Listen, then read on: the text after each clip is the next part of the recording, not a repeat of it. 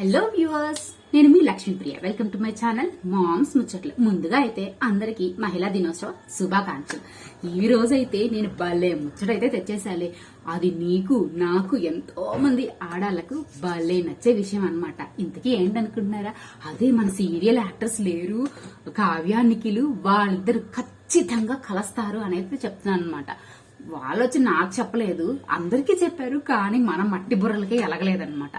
కాబట్టి వాళ్ళు ఖచ్చితంగా కలుస్తారు, మళ్ళీ కలిసి మనందరినీ ఎంటర్టైన్ చేస్తారు, మనల్ని మెప్పిస్తారు. అయినా కానీ ఇవన్నా నీకెలా తెలిసే అక్కాయి అనుకుంటున్నారా? చెప్తా ఆ ముచ్చట కూడా చెప్తా. నేను చెప్పే అన్ని వింటే మీకే ఒక క్లారిటీ వచ్చేస్తుంది. వీళ్ళు ఎక్కడ విడిపోయారు, ఏదో కొద్దిపాటి అటు కోపతాపాలు మెయింటైన్ చేస్తున్నారు, ఎట్టకేలకి ఖచ్చితంగా కలుసుకునేది వీళ్ళే, పెళ్లి చేసుకునేది వీళ్ళే అని కూడా చెప్తారు. ఇంతకీ మ్యాటర్ ఏంటంటే వీళ్ళిద్దరూ కలిసి ఒక 6-7 సంవత్సరాలు ప్రేమించుకున్నారు, సహజీవనం చేశారు, అంతా బానే ఉంది. వీళ్ళిద్దరి మధ్య ఏదో చిన్న చిన్న గొడవలు వచ్చాయనుకోండి. ఏం పెళ్లిళ్ళు చేసుకున్న భార్యాభర్తకు రావట్లేదా? కాకపోతే ఏంటంటే ఇక్కడ ఒక కమిటెడ్ బంధం కాబట్టి పిల్లలు ఉంటారు, పెద్దవాళ్ళు ఉంటారు, సో అలాగా వెళ్లిపోలేరు. ఎంత గొడవలు వచ్చినా, ఎంత ఆపతాపాలు వచ్చినా 1-2 రోజులు కొంచెం కోపంగా ఉంటారు, ఒకరితో ఒకరికి మాటలుండవు, తర్వాత అంతా సెట్ అయిపోతుంది కదా. కాకపోతే వీళ్ళేందంటే వీళ్ళకి ఏదో అట్లాంటి గొడవలు వచ్చాయి, సో ఇక కలిసి ఉండలేక విడిపోయారు. ఎందుకంటే వీళ్ళిద్దరి మధ్య పెళ్లి బంధం అనేది లేదు కదండి. అది కానీ ఉండుంటే ఇట్లా జరుగుండేది కాదు.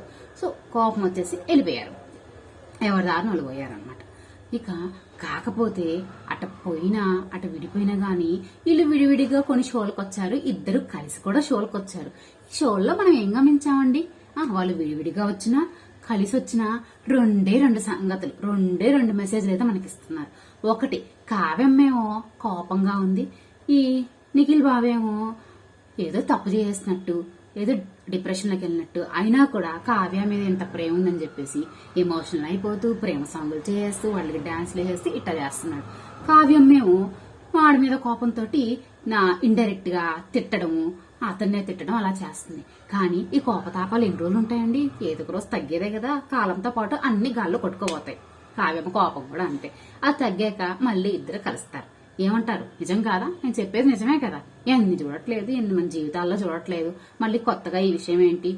దాన్ని పట్టుకొని మనం కావ్య నీకు విడిపోయారు, మళ్ళీ కలుస్తారో కలవరో అని చెప్పి ఒక పెద్ద టెన్షన్ అయిపోయింది, పెద్ద టాపిక్ అయిపోయింది. అదొకటి. మళ్ళీ రీసెంట్ గా మా పరివారం షోకి వచ్చారు. వచ్చినప్పుడు కావ్య నిఖిల్ ఇద్దరు వచ్చారు. ఒకరితో ఒకరు మాట్లాడకపోయినా కంటి చూపులతో మాట్లాడుకున్నారా? కావ్య ఆటలాడి పాటలాడి డాన్స్ వేసి గెలిచినప్పుడు మనం నిఖిల్ కళ్ళల్లో అంత ఆనందం చూడలేదు. విడిపోయి ఉంటే అలా ఉంటుందా?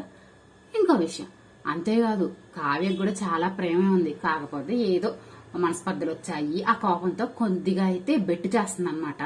అది కూడా ఎలా తెలుస్తుందంటే మనకి ఇక్కడ శ్రీముఖి ఒక క్వశ్చన్ అడుగుతుంది, ఎవరిని? కావ్యాని.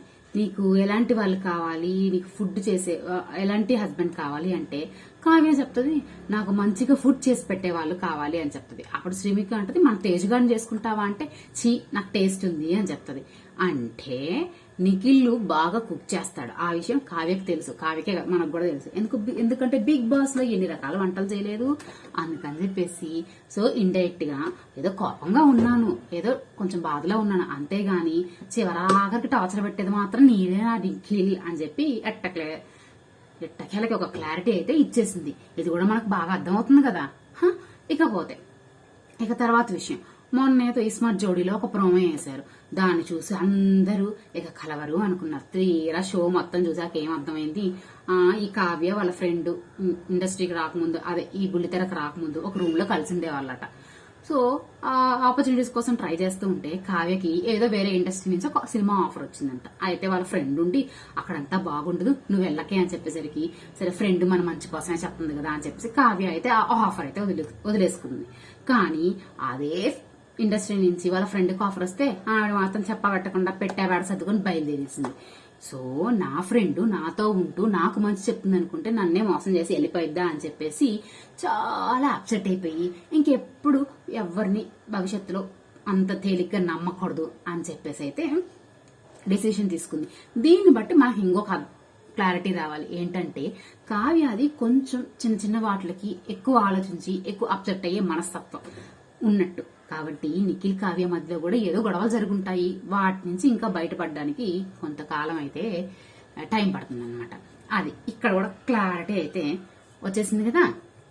సో ఇంతే కాదు, మళ్ళీ పరివార్ అవార్డ్స్ లో శ్రీముఖి చెప్తుంది, ఈ రోజు సీజన్ 8 వాళ్ళు రాబోతున్నారు, నువ్వు ప్రిపేర్ గా ఉన్నావంటే ఎందుకు ప్రిపరేషన్ అని చెప్పి డైలాగ్ వేస్తుంది. అంటే ఎప్పుడు చూసిన ఫేసే కదా, ఎప్పుడు మాట్లాడుకునే ఫేసే కదా, ఇప్పుడు కొత్తగా మళ్ళీ ప్రిపరేషన్ ఎందుకు అని చెప్పి ఇండైరెక్ట్ గా మనకి హింట్ కూడా ఇచ్చింది. మనకే బల్బులు ఎలగలేదన్నమాట.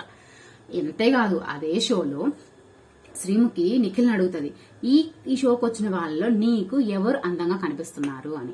అప్పుడు నిఖిల్ చెప్తాడు, అందరికీ తెలిసిన విషయం మళ్ళీ ఎందుకు మీరు పదే అడుగుతారు అని చెప్తాడనమాట.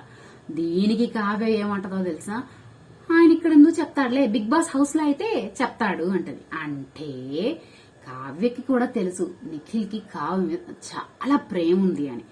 ఆ ప్రేమను కూడా బయట పెడితే తను అది కూడా విని ఎంతో ఆనందపడిపోవాలని ఎక్స్పెక్ట్ చేసింది, కానీ నిఖిల్ చెప్పాల.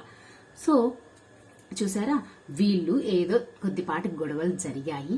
ఆ గొడవల కారణంగా కొంచెం పార్షియల్ డిస్టెన్స్ లో ఉన్నారు, కానీ పర్మనెంట్ గా విడిపోలేదన్నమాట. ఆ విషయం తెలియక మనం ఓ తగల్లా బోది అని కొట్టేసుకుంటున్నారు. కాబట్టి ఏదో ఒక రోజుకి ఇవన్నీ సర్దుమణిగిపోతాయి, ఇద్దరు కలిసిపోతారు. ఇదండి వీడియో. మీరు కూడా ఇప్పుడు నమ్ముతున్నారు కదా.